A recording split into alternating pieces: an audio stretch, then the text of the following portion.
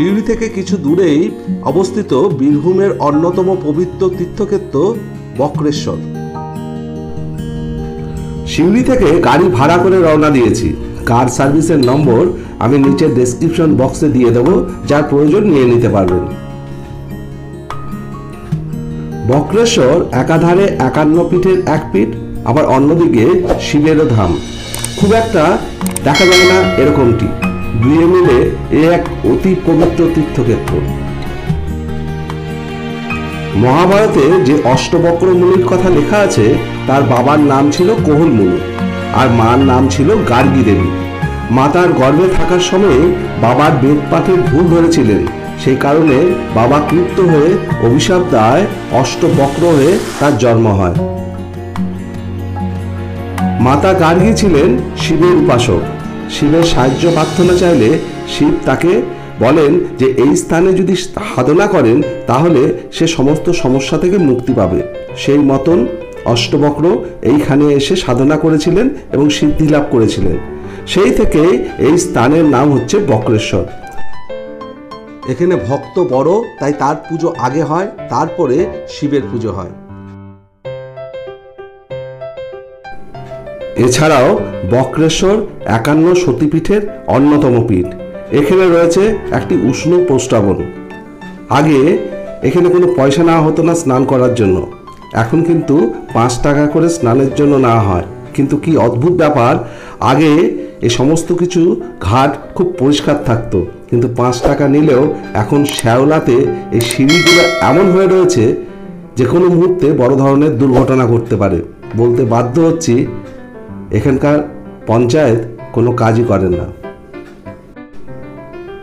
এখানকার জল গরম হওয়ার কারণ হচ্ছে হিলিয়াম অণু নিজে থেকেই ভেঙে যাওয়া, এবং কেন এরকমটি হয় সেটি জানার জন্য ভাবা অ্যাটমিক সেন্টারের একটি গবেষণা কেন্দ্র এখানে রয়েছে। এছাড়াও এখান থেকে বিরল হিলিয়াম গ্যাস তারা সংগ্রহ করেন। হিলিয়াম সহ নানা রাসায়নিক দ্রব্যে পরিপূর্ণ এই গরম জলে যদি কেউ স্নান করেন, তার নানা রোগ ব্যাধি এবং ব্যথা বেদনা থেকে মুক্তি ঘটে। জলের সর্বোচ্চ টেম্পারেচার 72 ডিগ্রি।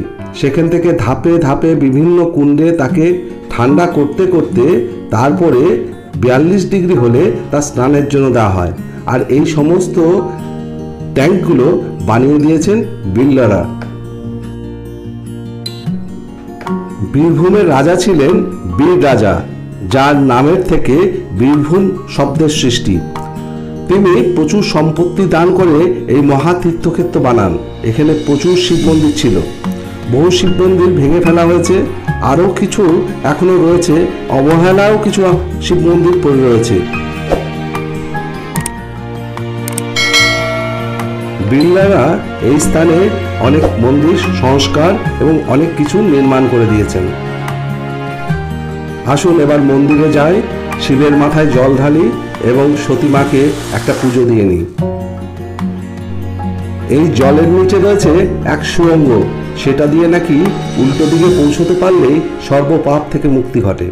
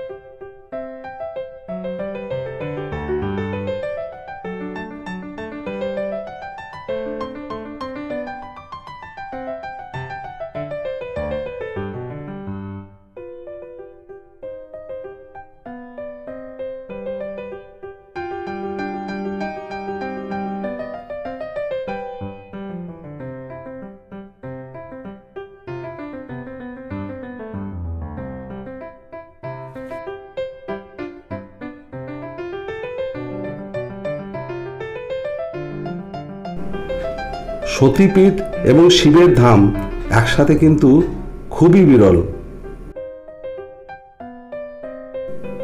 মন্দিরের পিছনে লোকচক্ষুর অন্তরালে বটের ঝুড়িতে ঢাকা রয়েছে বহু শিব মন্দির অত্যন্ত অবহেলায়।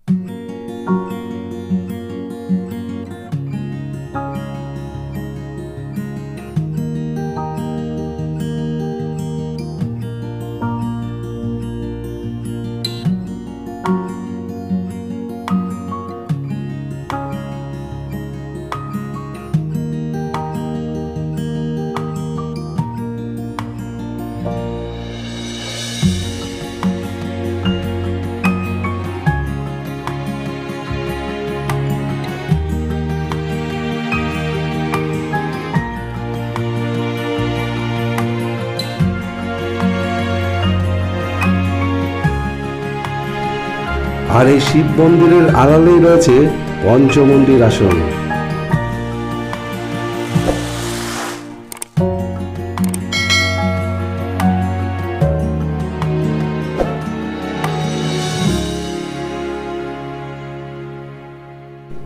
শেষ করার আগে একটা ছোট্ট অনুরোধ, যদি এখনও সাবস্ক্রাইব না করে থাকেন তবে চ্যানেলটিকে সাবস্ক্রাইব করবেন, বন্ধুদের কাছে শেয়ার করবেন এবং আপনার মতামত কি তলার নিচে লিখে জানাবেন। ভালো থাকবেন, ভালো রাখবেন। আবার দেখা হবে পরের ভিডিওতে। ততক্ষণের জন্য বিদায়।